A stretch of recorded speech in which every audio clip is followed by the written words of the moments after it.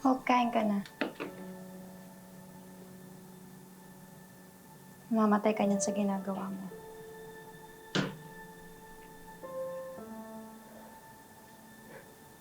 Buti na nga mamatay na ako. Huwag ka magsalita ng ganyan.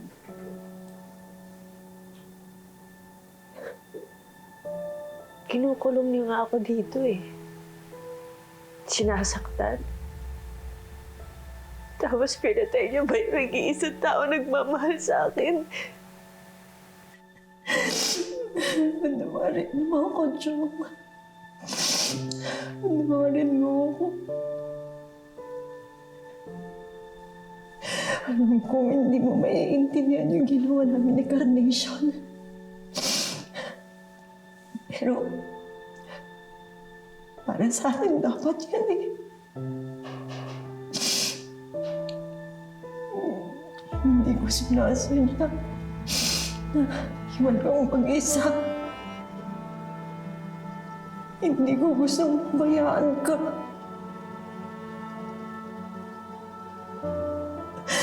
Mahal kita. Mahal kita. Mahal kita, John.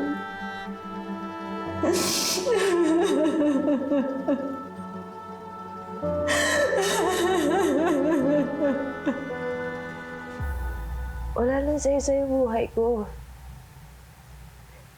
Kaya maigi na lang mamatay na lang ako. Hindi ko alam kung dapat ko ba sabihin sa'yo to. Nakita ko sa balita. Nakita na nila yung bangkay ng tatay mo. Manlilibing na siya ng maayos. Doktora, gusto ko siya puntahan. Hindi pwede, Hope. Anong hindi pwede? Tatay ko yun. Kahit manoon lang ako sa malayo. Kahit pusasan niyo pa ako, busalan kung gusto niyo pa. Walang makakala na nandun ako. Nagmamakawa ko sa inyo. Ama, hindi pa pahig sa labas. Kapalit nun, papayag ako na gawin niyo sa akin lahat ng gusto niyo gawin. Hindi naman na kailangang malaman eh. Doktora, alam kong nagtatahiran kayo. Kung sa inyo nangyari ito, hindi niyo rin gusto yung magpaalam ng maayos sa tatay. Kung sa inyo nangyari ito, hindi niyo rin gusto yung magpaalam ng maayos sa tatay niyo.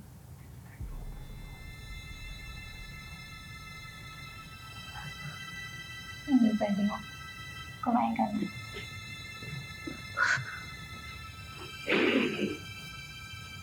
Kumain ka na dito kahit konti lang.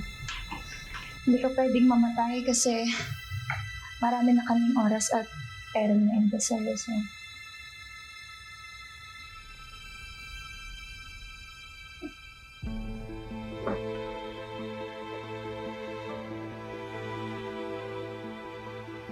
Hindi ah.